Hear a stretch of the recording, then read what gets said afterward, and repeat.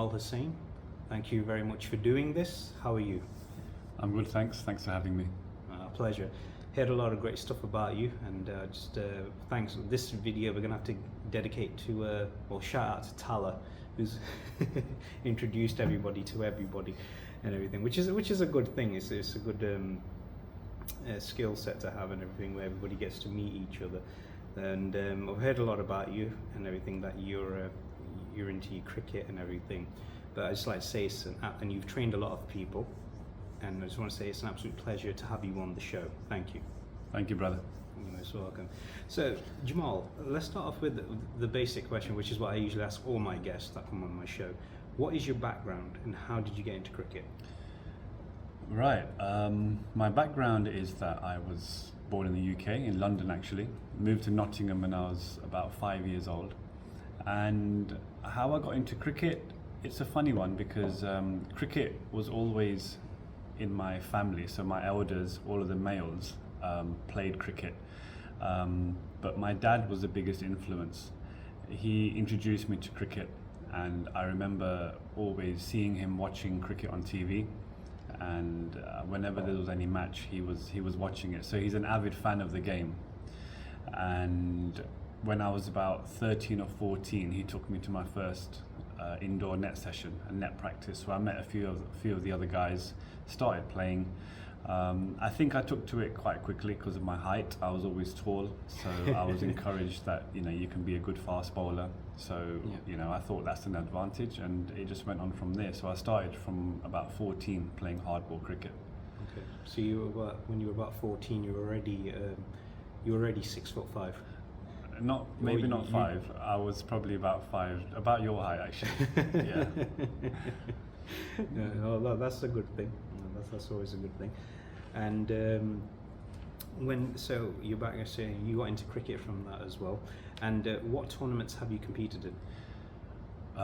Tournaments, well, okay.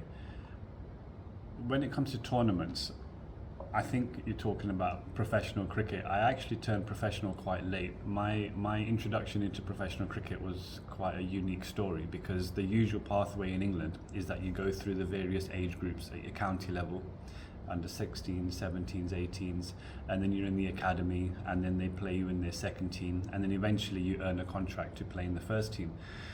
My story was that I was released from Notts cricket structure at the age of 17, and they told me that we don't think you've got it in you to become a professional, so you're no longer a part of the academy. So that was a bit heartbreaking at that time, but then it was about 8 years later, at the age of 25, when I made my first class debut. And what happened in those 8 years is something which taught me a lot, because I was outside of the system, and I had to train myself and use my own resources and sort of be my own coach. So I had a few people who would help me. One of them is a well-known coach in Nottingham called Andrew Jackman. He supported me through that time. And it was a bit of a long, hard graft, but eventually I was rewarded at 25. And to come straight out of club cricket into the professional game was something quite unique. And I don't think there's many debutants who start the cricket that late, in their 20s, mid-20s. And then after that, I played in tournaments for Gloucestershire. So I played in the T20 cricket in that season.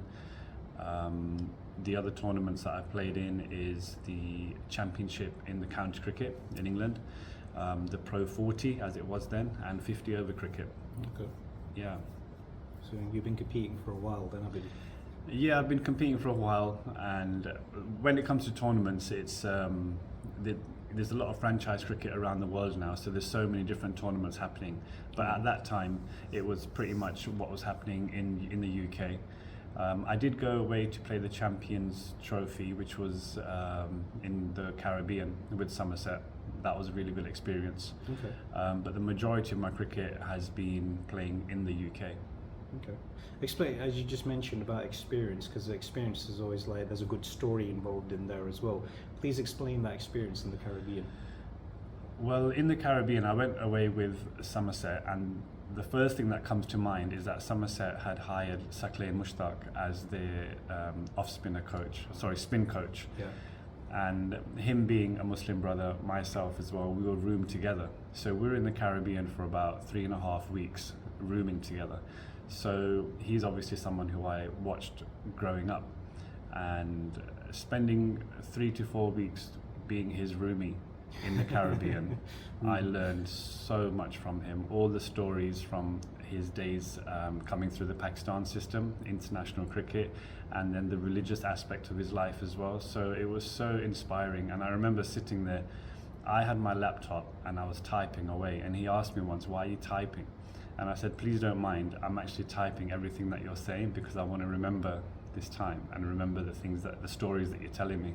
So I still have those on my laptop, and sometimes I reflect back and remember what he told me. Yeah, because it's a good thing to do that, because sometimes you can always go back and remember something that could benefit you a little further down the line, isn't it? It's Yeah.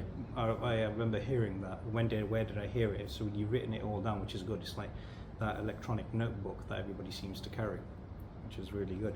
And how did you get into coaching?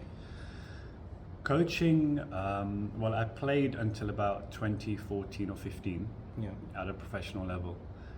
Coaching happened quite naturally because I think in Nottingham, with the way I sort of pursued my cricket, there was a lot of parents who would tell their youngsters that, "Look at Gemmal, he never gave up, and if he can do it, you can do it." So I became a little bit of a role model, especially for the Asian community of aspiring cricketers in Nottingham. So they were drawn to me for help with the bowling, or with their cricket development. And I think I enjoy teaching and talking about the game. So that happened quite naturally.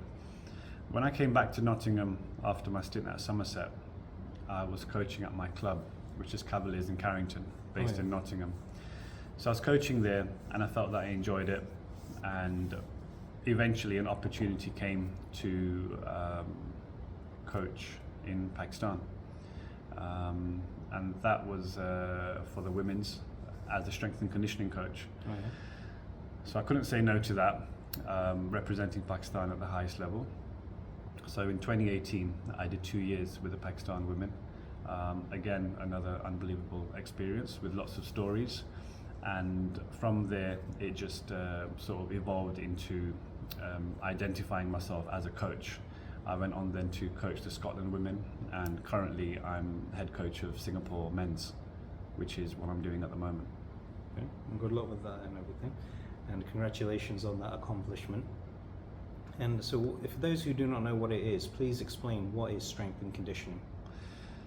Okay, strength and conditioning is obviously it's being in the best physical shape that you can be to do your sport. So it's a little bit different to personal training. So the personal trainers that you see at the gym, they want to get you fit for general life, but strength and conditioning is specific to what you do. So if you're playing football or rugby or cricket, you're conditioning yourself to be in the best shape possible to perform at your sport. So it's a bit more advanced than your personal trainer. Yeah. And you have to take into account the type of player, the type of body they have, and what their role is within a team. So for example, in cricket, you will have a different routine for a fast bowler as opposed to a wicket keeper. So as a strength and conditioning coach, you have to be adaptable to how your players are trying to perform. So it's quite in depth, and it's a serious advantage of having a good strength and conditioning coach, because it helps you to enhance your game. That's strength and conditioning in a nutshell. I really enjoyed it with the women. And they're very passionate over there, as you know, Pakistan being, cricket being the national sport over there. So they took to it quite well, and they were asking for someone to give them a modern approach to fitness, because it is a little bit of a grey area in Pakistan. They're lacking that expertise and knowledge. So it was nice to feel that I can contribute towards their games.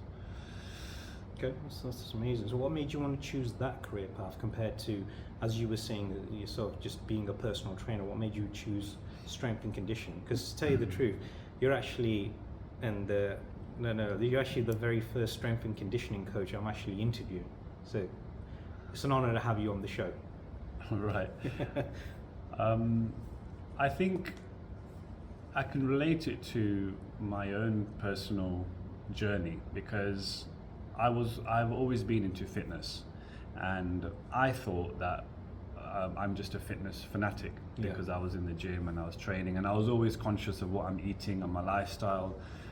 It was only when I stopped playing cricket that I realized that, hang on, I was only doing that fitness because I felt that it's going to make me bowl better and it's going to make me a better cricketer. Yeah. When I stopped playing cricket at a professional level, I found it very hard to motivate myself to go to the gym and to stay fit. So similarly, I went into strength and conditioning because it was linked so closely to cricket. If I had a strength and conditioning offer to work within another field, I may not have taken it. But since this was linked to cricket, on top of that, Pakistan cricket, that's what really warmed me to that, and I couldn't say no to it. That's really good. Now, one last question. Now, this is, I think, a lot of people would say that. If you could train with any cricketer, past or present, who would it be and why? I know there's going to be a very long list for you, but please, the floor is yours. Imran Khan. that's a quick list. I've actually, there was a lot of cricketers who I'd follow as a youngster, and I've been lucky enough to be able to have the opportunity to train with them, because while I was playing, I would actually go away to Pakistan in the winters so I can play outdoor cricket, because obviously here it's freezing cold as it is now. So when I would go away, through various links, I managed to train regularly with the Pakistan national team. So again, there's many stories there, but I was able to train with the guys who I really admire. But because Imran Khan was from a different era, I never had the opportunity to train with him. So if I could, then I would pick him first. That's good. No, he was a legend. I remember watching, was it 92 when they won the World Cup? Yeah. Yeah, I remember I was actually in Pakistan at the time when it happened. And as soon as I can remember the game where the ball, the England cricket, the batsman smacked it. I can't remember who it was, and then the Pakistan player just caught it and just ran through the field like yes. And then all I can remember, and I still remember it till today, Imran Khan just standing there with his hands up in the air going, "Yep, we won," and everything like that. It was an iconic moment. It was Ramiz Raja who took that catch, and Imran Khan actually bowled the ball. So the final wicket to seal the World Cup was bowled by Imran Khan as well, which was quite fitting. I still remember it was a slower ball, and that's why the batsman hit it in the air. Yeah, no, because I can remember that as soon as you won it, at the house I was in at the time, everybody was screaming. We could hear every single house on the street. It was a very small street, but everybody was running outside screaming like, you know, we won, as everybody would do here in England. If like England won a tournament in football, it'd be the exact same thing. Yeah, 100%. Definitely. So, well, first of all, thank you very much for coming on the show today. It's been absolutely amazing. Look forward to collaborating with yourself again down the line. And where can everybody give you a follow on social media? Well, I'm on Instagram as Gemmal Hussain, and it's not too difficult to find me on Facebook as well. Yeah. But Instagram is Gemmal Hussain. And they can follow me on there, they can find me on there. There's my contact details as well. I am running coaching sessions while I'm in the UK, and I do fly back and forth from Singapore. So whenever I'm in the UK, I am reachable, and I am really keen to continue working with the young cricketers of Nottingham. So yeah, I mean, if you know, that's where I am. But likewise, thanks for having me on. And I do look forward to collaborating with yourself as well. Yeah, appreciate that. But like I said, the very first strength and conditioning coach, so you deserve the round of applause for that. Thank you very much for that. We wish you nothing but the best down the line. And again, we look forward to collaborating with you in the future. And good luck and bringing out some new champions for generations to come. Inshallah. Thanks, brother. You're most welcome. Thank you very much.